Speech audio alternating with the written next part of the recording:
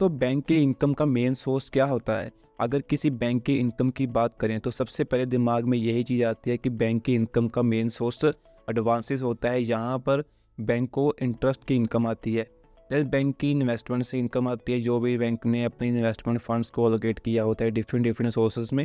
उसी के साथ साथ बैंक के द्वारा लगाए गए चार्जेस भी उसकी इनकम का एक बहुत इंपॉर्टेंट सोर्स होते हैं।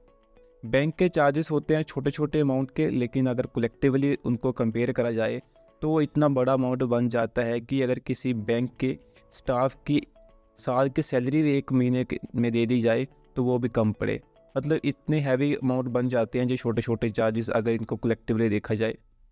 ज़रूरी नहीं कि रेवेन्यू लीकेजेस का मतलब यही हो सकता है कि बैंक में किसी इनकम की कमी हो या फिर कोई इनकम बैंक को कम मिली हो। ये भी हो सकता है कि बैंक ने ओवर एक्सपेंडिचर करा हो।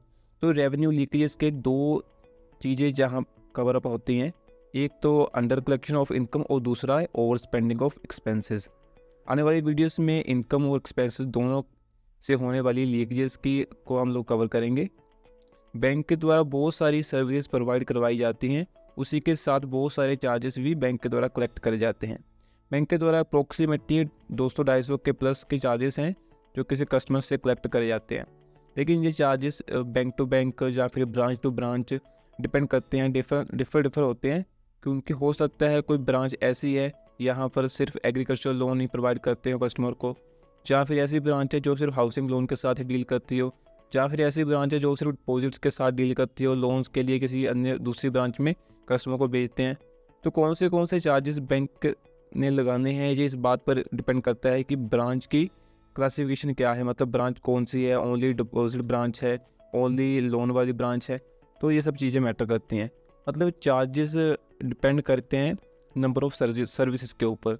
जितना बैंक सर्विसेज प्रोवाइड करेगा उसके ऊपर उतने ही सर्विसेज चार्जेस लगने हैं।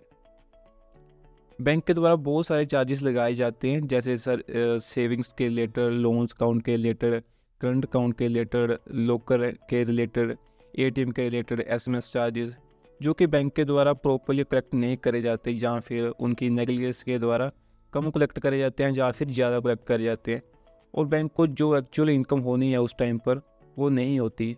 तो ये सब हमारा कवर अप होता है रेवेन्यू लीकेजेस में। सो एज ए ऑडिटर सबसे पहले आपको पता होना चाहिए कि आपकी ब्रांच में कौन कौन सी सर्विसेज प्रोवाइड करी जाती हैं, कौन से लोन प्रोवाइड करे जाते हैं। क्योंकि जिसके बेसिस पर आपने रिकवरी निकालनी है, इनकम की लीकेजेस है, तो उसके पहले आपको पता होना चाहिए कि बैंक ने कौन सी सर्विसेज प्रोवाइड करी हैं अपने कस्टमर को। जैसे कोई ब्रांच ओनली डिपॉजिट्स में डील करती है तो वहाँ पर आपको शॉर्ट रिकवरी या फिर रेवेन्यू लीकेजेस सिर्फ डिपॉजिट के रिलेटेड ही मिलेंगे। तो वहाँ पर एलईडी चेकिंग या फिर रिन्यूएबल चार्जेस या फिर इंस्पेक्शन चार्जेस, ये सब देखने की ज़रूरत ही नहीं पड़ेगी। सबसे पहले हमें पता होना चाहिए कि बैंक कौन कौन सी सर्विसेज देता है, देन पता होना चाहिए कि उन सर्विसेज के ऊपर कौन से चार्जेस लगाए जाते हैं। Revenue leakage is very important part of bank audit point of view. As a auditor either आप कॉन्फ्रेंट ऑडिटर हो या फिर रेवेन्यू ऑडिटर हो या फिर स्टेटूटरी ऑडिटर हो, ये आपकी ड्यूटी बनती है कि आप इन लीकेजेस को निकालें कि कहीं बैंक ने अंडर बुकिंग ऑफ इनकम तो नहीं करी या फिर ओवर बुकिंग ऑफ एक्सपेंसेस नहीं कर